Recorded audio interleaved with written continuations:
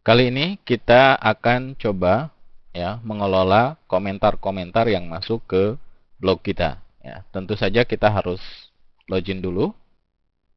Nah, sekarang Anda perhatikan pada bagian dashboard ini ya, ada info ya yang bisa kita ketahui ya.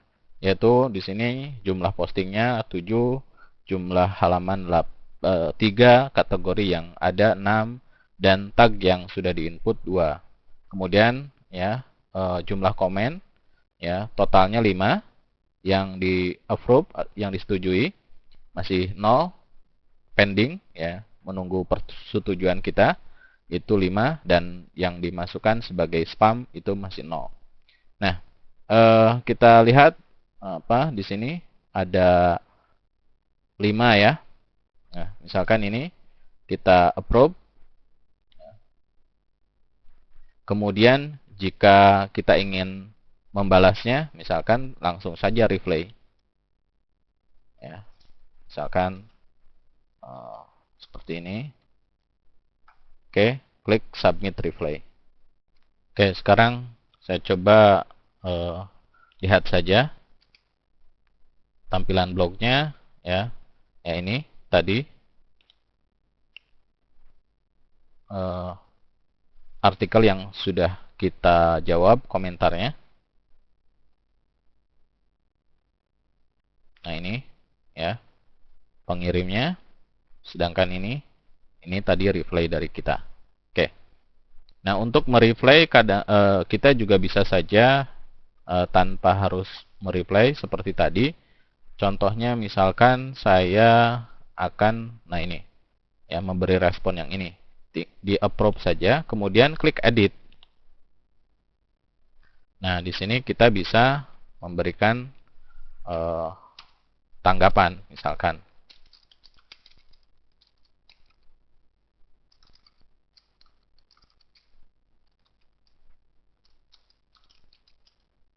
Ya. Oke, misalkan kita di bold saja. Oke, saya coba kasih kode HR atau horizontal rule ya. Apakah klik update comment? Oke, kita lihat tampilannya tadi. Tadi komentarnya di ini ya, artikel WordPress online. Nah, belum muncul. Oh, ini tadi belum di approve. Approve dulu. Oke, kita refresh. Oke, nah hasilnya ini. Jadi ini karena tadi saya memberikan kode HR, maka muncul ya horizontal rule seperti ini. Jadi untuk memisahkan antara komentar dari pengunjung dengan jawaban dari kita. Atau ya terserah Anda nanti untuk memisahkannya. Anda bisa buat sendiri, misalkan menggunakan ini saja misalnya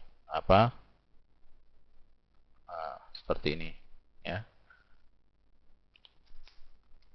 Oke, jadi setidaknya untuk membedakan mana komentar dari pengunjung dan mana komentar dari pengelola blog. Oke. Nah, apabila Anda perhatikan ya, di sini ada beberapa komentar yang mungkin Anda juga tidak mengerti bahasanya. Ya, apalagi kalau Anda lihat misalkan ya, ini alamat-alamat email dan webnya nggak jelas. Oke, nah ini bisa dipastikan bahwa komentar-komentar seperti ini adalah komentar spam, apalagi kalau gravatarnya seperti ini. Ya, oke. Untuk menandai bahwa ini spam, Anda klik spam saja. Ya, oke. Kemudian ini juga sama, kita spam atau klik saja di sini. Ya, bisa juga klik di sini. Ya, komen. Kemudian kita tandai yang kita anggap spam ini. Oke. Kemudian block action, pilih mark as spam, apply.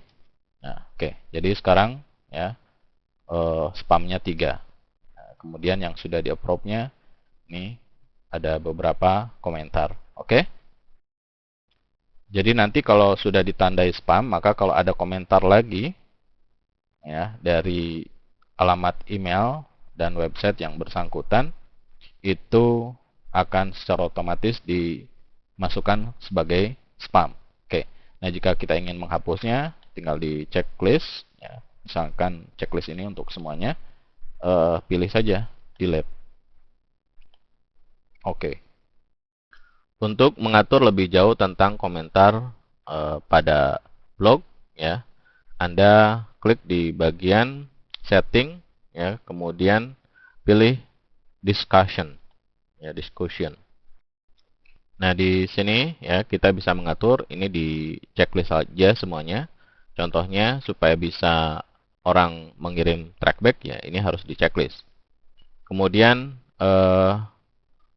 settingan tentang komentar ya. Jadi ini kalau ini di checklist berarti setiap orang ingin memposting komentar harus menuliskan nama dan email ya. Kemudian jika kita misalkan membatasi yang berkomentar di sebuah artikel kalau artikel tersebut ya tayangnya sebelum ini 14 hari. Nah, ini di checklist saja. Kali ini saya tidak checklist. Nah, kemudian setiap ada komentar pada artikel yang kita posting itu pasti akan ada kiriman email ke email yang kita gunakan ketika mendaftar blog. Nah, ini contohnya. Ya. Jadi kalau misalkan kita tidak ingin ya setiap ada orang komentar dikirimin email ya. Jadi bentuk kiriman emailnya seperti ini. Nah, jadi meminta kita moderasi. Jadi kalau misalkan ini ya delete, ini diklik spam ini dan sebagainya ya. Saya ini dihilangkan saja. Ini juga. Jadi saya misalkan tidak ingin email saya penuh oleh email-email seperti ini. Oke, jadi kita memberi tanggapan komentar kalau login ke blog kita saja. Kemudian ya tentang avatar, apakah avatarnya ditampilkan atau tidak ya. Misalkan ditampilkan saja. Kemudian jika avatarnya tersebut ya tidak terdaftar di Gravatar, apa yang akan ditampilkan? Misalkan ini saja ya, misalnya ini. Oke. Nah, sekarang saya save.